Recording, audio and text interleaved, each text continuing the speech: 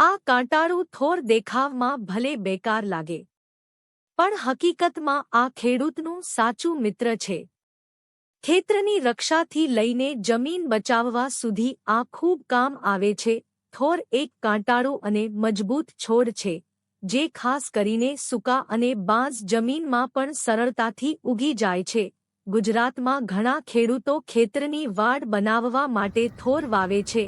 થોરના મોટા કાંટાના કારણે પશુઓ ખેતરમાં આવતા અટકે છે, એટલે આ કુદરતી વાડ તરીકે કામ કરે છે અને ખેડૂતનો ખર્ચ પણ બચાવે છે.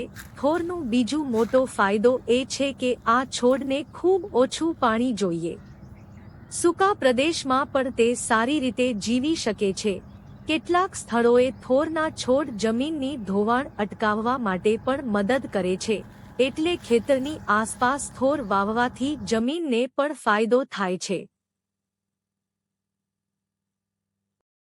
સાવધાન!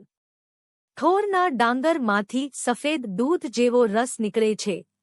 આ રસ ચામડી કે આંખમાં પડે તો જળન થઈ શકે છે, તેથી તેને હાથ લગાવતા સાવચેતી રાખવી જરૂરી છે. દેખાવમાં કાંટાળું અને સામાન્ય લાગતું થોર ખરેખર ખેડૂત માટે ખૂબ ઉપયોગી છે.